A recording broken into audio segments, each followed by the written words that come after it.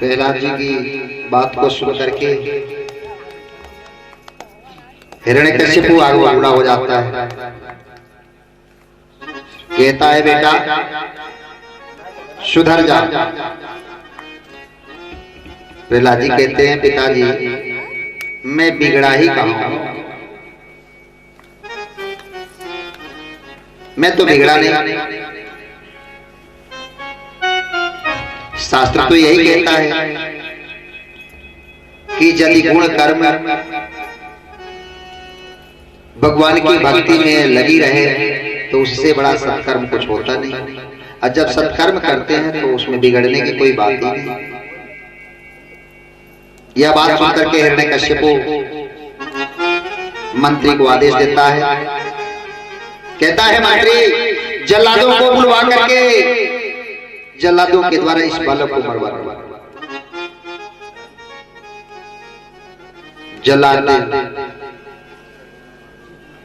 प्रहलाद जी को लेकर के जंगल में जाते हैं। जब मारने के लिए उद्यत होते हैं, प्रहलाद जी कहते हैं आजी सुनो, वैसे भी मैं कमजोर हूं, छोटा हूं, तो लो मार ही दोगे, लेकिन अंतिम बात भी तो सुन लो। जल्लाद कहता है हाँ बताओ। अब तो इस समय तो हमारे पिताजी गोद में आकर के कह दिए कि ले जाकर के जंगल में मार डालो। ये जानते हो ना कि संसार में सबसे बड़ा यदि कोई मोह है तो वो पुत्र मोह होता है। पुत्र से बड़ा प्यारा कुछ होता नहीं है सृष्टि में, जानते हो ना। इस समय क्रोध में आकर के उन्होंने कह दिया कि ले जाके मार डालो। अब तू लाए हो तो मार डालोगे, और कल क्रोध शांत हो और फिर कहें कि हमारे बेटा को लाओ, तो जब मार डालोगे तो फिर लाकर दोगे। जल्लाद कहता है भाई बात तो तू ठीक कह रहा है। दूसरा वाला कहता है हाँ हाँ ठीक कह रहा है, इसकी बातों में पढ़ के छोड़ दो, और कहीं घूमते हुए नजर आ जाएगा तो तुम्हारी भली तो हो ही जाएगी। प्रहलाद जी कहते हैं सुनो सुनो सुनो, दोनों आदमी सुनो, मैं वचन देता हूं कि मैं उस नगर में कभी नहीं आऊंगा, मैं अपने नगर में कभी नहीं आऊंगा। जल्लाद कहता है भाई देखो बालक छोटा सा तो है, लेकिन नेक विवेक है इसके पास। जब ये कह रहा है कि नगर में नहीं आएंगे छोड़ दो। मान लो कि कहीं महाराज कल गुस्सा शांत हो, कहें हमारे बालकों को लाओ, हमारे बालक को लाओ, तो कहां से ला लाएंगे? जल्लाद छोड़ देते। भक्तराज प्रहलाद घूमते हुए एक नगर से दूसरे नगर जहां भी जाते हैं, नगर के बालकों को इकट्ठा करके जगह जगह कीर्तन भजन करते हुए कुछ मिल जाता है तो पा लेते हैं, नहीं मिलता है तो हर इच्छा। भ्रमण करते हुए एक दिन पुनः अपने ही नगर की सीमा में प्रवेश कर जाता है। अपने नगर की सीमा में जब प्रवेश करते हैं, सिपाही देखते हैं आकर के हिरण्यकश्यपु को खबर करते हैं महाराज जल्लादों ने आपके आदेश का उल्लंघन किया। हिरण्यकश्यपु कहता है क्यों? तो आपके बालक को तो हम लोगों ने जीवित देखा है। हिरण्यकश्यपु पुनः बुलवाता है। प्रहलाद को जीवित देख करके दोनों जल्लादों को फांसी के फंदे पे लटका देता है। मंत्री को आदेश देता है, कहता है मंत्री इसे ले जा, पर्वत की चोटी से सीधे समुद्र की तलहटी के गहरे पानी में फेंक।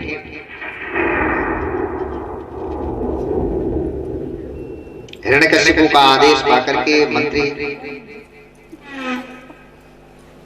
प्रहलाद जी को लेकर के पहुंच जाता है।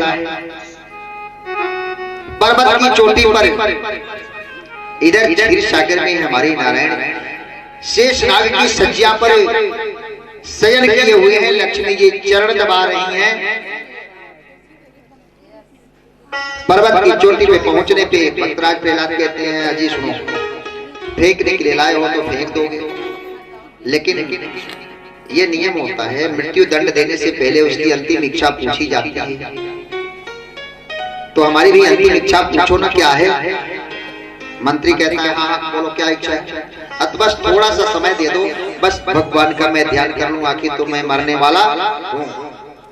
तू तो फेंक ही दोगे, क्योंकि हमारे पिताजी के तुम परम मित्र भी हो और राज्य के परम मंत्री भी हो, तो तू फेंक ही दोगे, तो थोड़ा समय दे दो, मैं ध्यान करूंगा। मंत्री कहता है ठीक है। प्रहलाद जी उस पर्वत की शिखा पे पद्मासन लगा करके नारायण का ध्यान जो ही करते हैं, कुछ क्षण व्यतीत होता है। मंत्री सोचता है कि ये ध्यान पता नहीं कब तक बोलेगा, उठा करके ध्यान में से फेंक दो। मंत्री जो ही आगे बढ़ता है, प्रहलाद जी को पकड़ करके फेंकने के लिए हमारे नारायण प्रभु जो शेषनाग की सज्जा पे शयन किए हुए हैं, लक्ष्मी जी चरण दबा रही हैं, अकुलाए हृदय से भगवान दौड़ने लगते। लक्ष्मी जी कहती है प्रभु क्या बात है, इतने अकुलाए हृदय से आप दौड़ रहे हैं। भगवान कहते हैं देवी बाद में पूछना, बाद में पूछना, यदि विलंब हो गया तो मेरे भक्त का अनिष्ट हो जाएगा। कहती है कौन सा भक्त? तो वो सामने देखो पर्वत की चोटी से समुद्र की गहराई में फेंका जा रहा है, उस दुष्ट के द्वारा फेंकवाया जा रहा है। लक्ष्मी जी कहती है प्रभु धैर्य धैर्य, मेरा तो जन्म ही है समुद्र से, ओ बालक आएगा, जब आपका इतना प्यारा लाडला है तो मेरा भी तो बालक है, उसकी रक्षा मैं करूंगा। इधर मंत्री फेंक देता है, लेकिन प्रहलाद जी को ये भान नहीं है कि हमें फेंका कब गया। समुद्र की गहराई में पहुंचते ही मां लक्ष्मी अपने गोद में ले लेती है। धन्य है वह जीव जिस जीव को मां लक्ष्मी स्वयं अपने गोद में बेटा बना करके बैठा ले। भगवान विष्णु के साथ लक्ष्मी समुद्र के तट पे लेकर के आते हैं, वो ध्यान में मगन है। प्रहलाद कहते हैं बेटा आंख खोलो, आवाज सुन करके प्रहलाद जी आंख खोलते हैं तो देखते हैं हमारी नारायण और मां लक्ष्मी दोनों सम्मुख खड़े हैं।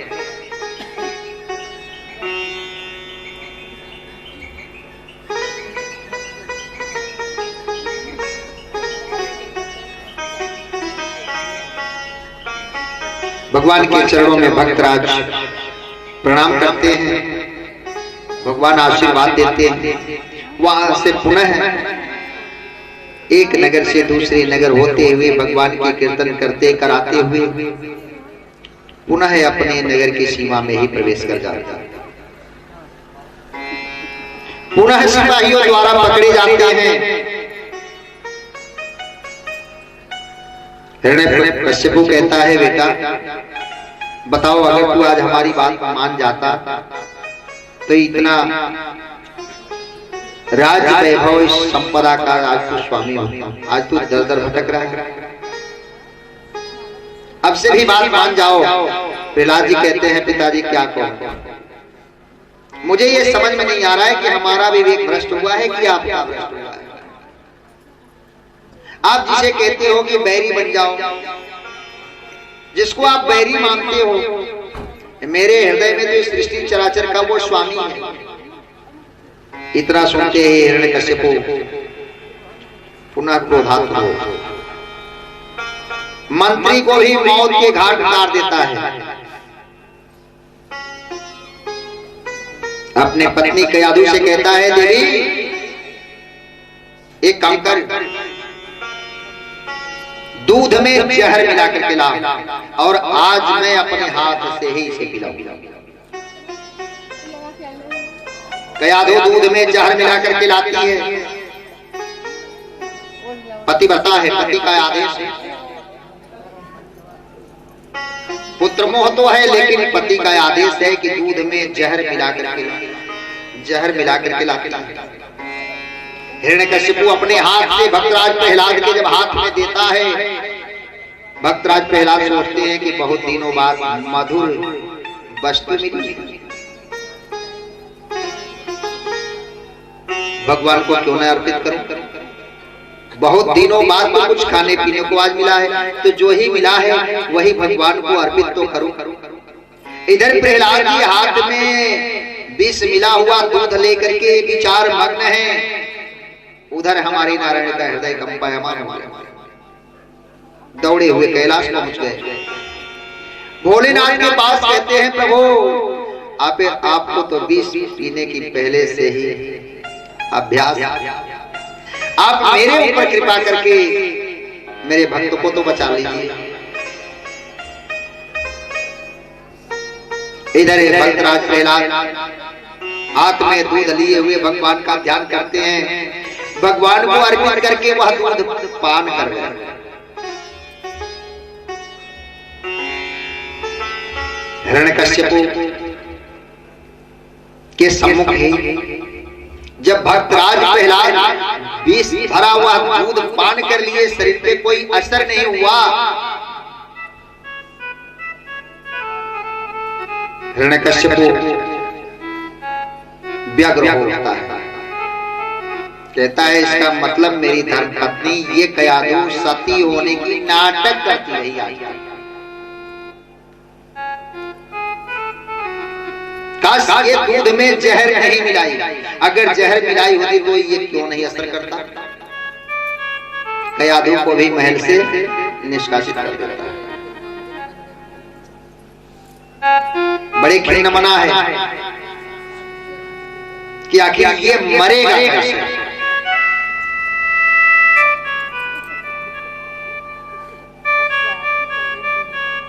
विचार आता है अपने दरबार के सबसे उन्मत्त हाथी के हथवान को बुलाता है, कहता है सुनो, जो राज्य के सबसे उन्मत्त हाथी है ना, उसे भरपूर मदिरा पिला करके उन्मत्त बना करके सिंह द्वार के सम्मुख लाओ और उस हाथी के पांव तले इस बालक को दबवा करके मरवाना। हथवान गजराज को मदिरा पिला करके उन्मत्त बना करके सिंह द्वार पे लेकर के आता है। हाथी के सामने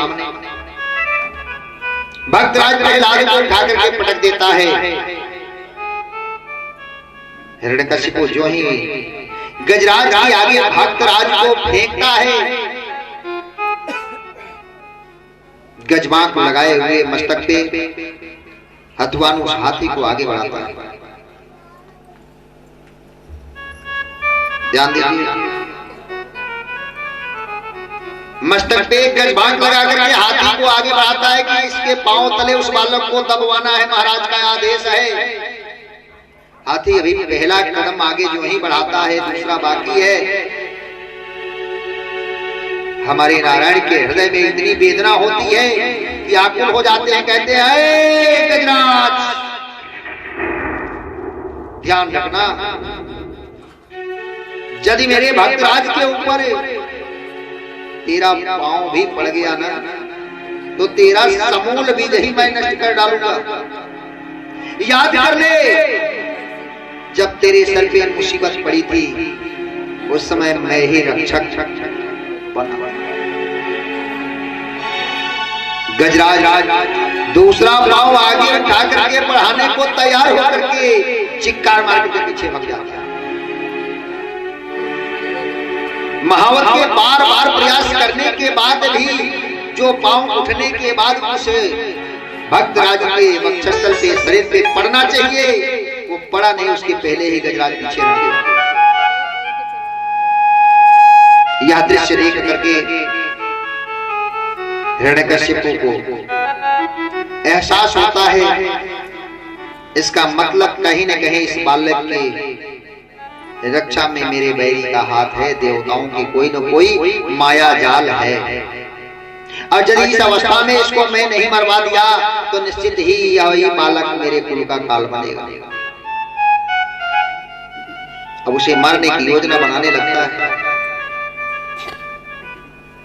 खिन्न मना दरबार में बैठा हुआ है, कोई उपाय सूझ नहीं रहा है।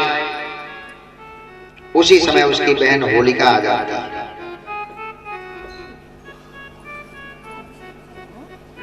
कहती है भैया आज तक आपके चेहरे पे इस प्रकार उदासी मैंने नहीं देखी, इसका कारण क्या है? हिरण्यकश्यप को बताता है,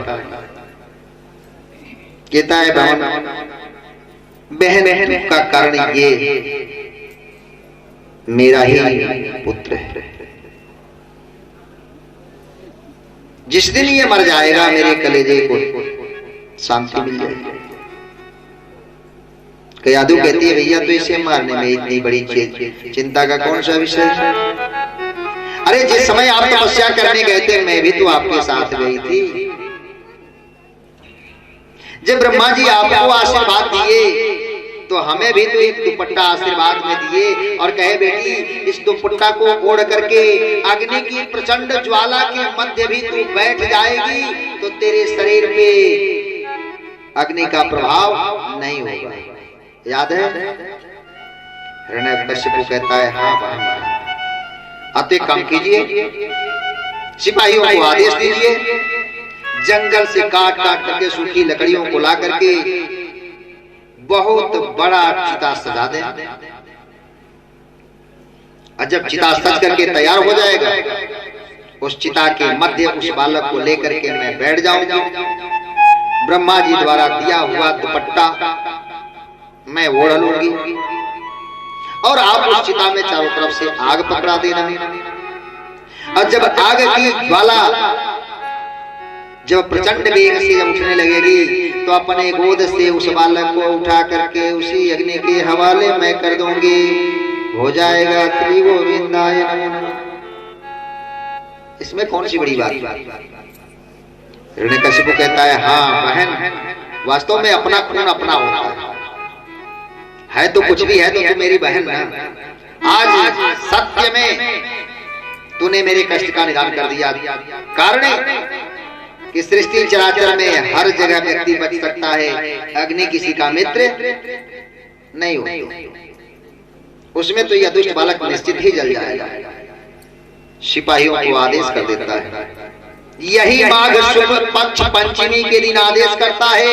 उसी दिन से राज्य के समस्त कर्मचारी लग करके जंगलों से लकड़ी काट काट करके ला करके विशाल काय चिता सजाई जाती है।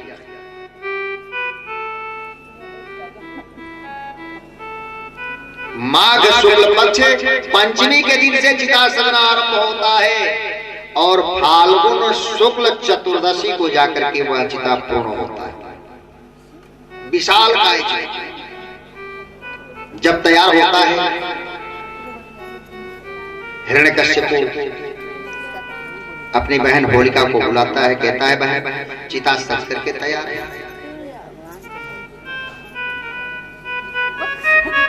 अब तू अपना वचन पूरा करो। होलिका भक्तराज प्रहलाद को लेकर के उस चिता पे चढ़ जाते हैं। चिता की मध्य जाकर के बैठ जाती है, अपने सर पे ब्रह्मा जी द्वारा दिया हुआ वह दुपट्टा ओढ़ लेती है। जो ही हिरण्यकश्यप उस चिता में आग पकड़ाने के लिए आगे बढ़ता है। यह पूरी धरातल कांप उठती है। क्षीर सागर में उबाल आ जाता है। भगवान नंगे पांव दौड़ पड़ते हैं, लेकिन दौड़ने के बाद भी उन्हें अकुलाहट है, घबराहट है कि मेरे पहुंचने में यदि कहीं विलंब हुआ तो मेरे भक्तराज के ऊपर अहित हो सकता है। अकुलाए हृदय से आगे बढ़ते हैं, कहते हैं अरे अग्निदेव ध्यान रखिएगा, यदि मेरे भक्त के ऊपर कहीं आंच भी आया ना तो इस सृष्टि चराचर में मैं आपको रहने नहीं दूंगा। अग्निदेव को आदेश तो दे देते, तब इन्हें ध्यान आता है काश इस सृष्टि में मैं किसी को धर्म से विमुख होने का आदेश नहीं दे सकता। अग्नि का धर्म है दाहकता प्रकट करना, अग्नि का धर्म है जला देना। यदि अग्निदेव ने जला दिया और बाद में कहा प्रभु आप ही के द्वारा तो प्रदत्त ये गुण है, मेरा ये धर्म है जला देना, सो मैंने पूरा किया, इसमें मेरा अपराध क्या है, तो मैं कुछ नहीं बोल सकता। अकुलाए हैं, भागे जा रहे हैं, दौड़ी हुई चले जा रहे हैं। कहते हैं पवन देव, यदि मेरे भक्त के ऊपर आंच आ गई ना तो आपको इस सृष्टि चराचर में मैं रहने नहीं दूंगा। नारायण प्रभु का आदेश पाते ही इस सृष्टि चराचर में 2 बार ही संपूर्ण पवन एक साथ अपने कार्य रूप में परिणित हुए हैं। लंका दहन के समय, नहीं तो भक्तराज की रक्षा के समय 49 पवन एक साथ पहुंचते हैं। होलिका के मस्तक पे ओढ़ा हुआ दुपट्टा उड़ करके भक्तराज प्रहलाद के सर पे आ जाता है और भक्तराज प्रहलाद की रक्षा होती है। होलिका उसी चिता की आग में जल करके खाक हो जाती है। एक बार बोलिए वृंदावन बिहारी लाल की। भक्तराज ध्यान में, प्रचंड अग्नि ज्वाला के बीच भी उनका ध्यान विचलित नहीं हुआ। 5 जन्म राक्षस वंश में प्रहलाद ने हरि को भजा। 5 जन्म राक्षस वंश में प्रहलाद ने हरि को भजा। 5 जन्म राक्षस वंश में प्रहलाद ने हरि को भजा। पाए अनेकों कष्ट फिर भी भक्ति करना नहीं तजा। 5 जन्म राक्षस वंश में प्रहलाद ने हरि को भजा। पाए अनेकों कष्ट फिर भी भक्ति करना नहीं तजा। निज इष्ट को भजता रहे, चाहे भी जितना विघ्न हो, नहीं भय करे नहीं दीनता हो, भक्त तो ऐसा ही हो।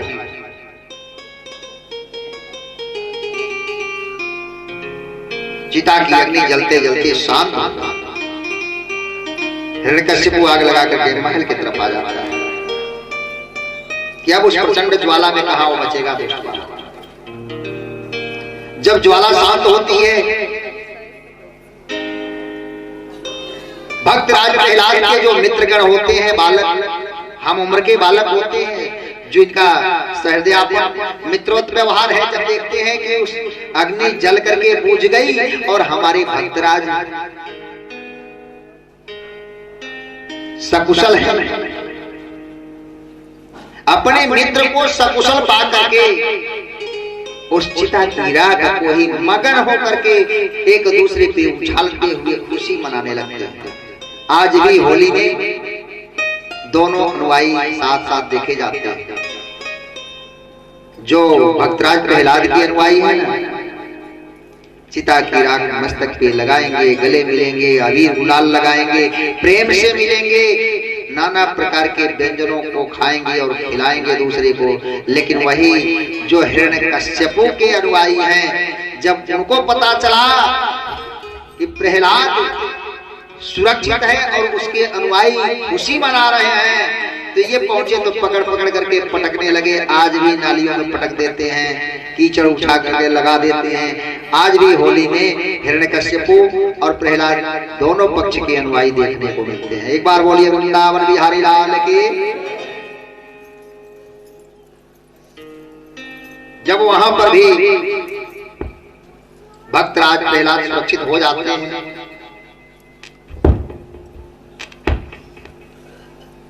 हिरण्यकश्यप देखता है कि दुष्ट बालक इस अग्नि की प्रचंड ज्वाला में भी बच गया। आगे बढ़ता है, बाह पकड़ के खींच करके लाता है, कहता है दुष्ट बालक सुन, अभी तक तो मुझे ये पता चला कि तू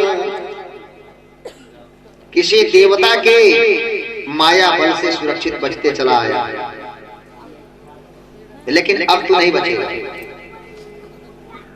अभी तक बच लिया लेकिन अब तू नहीं बचेगा, और तुम्हें अंतिम अवसर मैं दे रहा हूं। जो तेरा रक्षक है ना, उसे तू बुला ले। प्रहलाद जी कहते हैं पिताजी मैं किसे बुलाऊं? तो जिसको तू भजता है जिसको तू अपना मानता है उसको तू बुला ले। हिरण्यकशिपु कहता है क्यों तेरा भगवान यहाँ पे है, यहाँ पे तेरा भगवान है, तू अपने भगवान को बुला ले, ताकि दुनिया वाले ये न कहें कि वीर योद्धा होकर के एक छोटे से बालक के ऊपर महाराज ने शस्त्र उठाया, आज तुझे भी मारूंगा और तेरे भगवान को भी इसी तलवार से मारूंगा, तो बुला ले। प्रहलाद जी मुस्कुराने लगे। प्रहलाद जी जितना ही मुस्कुरा रहे हैं उतना ही हिरण्यकशिपु का क्रोध बढ़ता जा रहा है। हिरण्यकशिपु कहता है दुष्ट बालक, अंतिम बार मैं कह रहा हूं अपने रक्षक श्री हरि को तू बुला ले। प्रहलाद जी कह रहे हैं मैं कितनी बार आपको समझा दूं कि बुलाया उसको जाता है तो उपस्थित न हो। हमारी नारायण तो हर कण कण में विद्यमान है, हम में तुम में खड्ग खंभ में घट घट व्यापी, हर जगह विद्यमान। हिरण्यकशिपु कहता है तेरा भगवान खंभे में है। प्रहलाद जी कहते हैं हाँ, अपना मान टले टल जाए भक्त का मान न टलते देखा। अपना मान टले टल जाए भक्त का मान न टलते देखा। प्रबल भक्त के पाले पड़कर प्रभु का नियम बदलते देखा। अपना मान टले टल जाए भक्त का मान न टलते देखा। हिरण्यकशिपु तो तलवार लेकर के खंभे के तरफ दौड़ता है। कहता है इस खंभे में तेरा भगवान है। प्रहलाद जी कहते हैं हाँ इस खंभे में। हिरण्यकशिपु कहता है इन खंभों में किस खंभे में है। प्रहलाद जी कहते हैं पिताजी आप जिस खंभे में खोजो उसी खंभे में है, हर कड़कड़ में है। यह बात सुनकर के तलवार का प्रहार करता है हिरण्यकशिपु। तलवार जो है उठा करके आगे बढ़ता है। हमारे भगवान खंभा फाड़ करके वहीं पे प्रकट हो जाते हैं। एक बार बोले हिरण्यकशिपु भगवान की।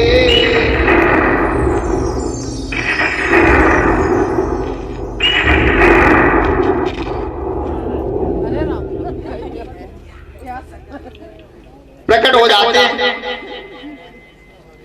प्रकट होते ही हिरण्यकशिपु को पकड़ करके अपने गोद में दबोच लेते हैं।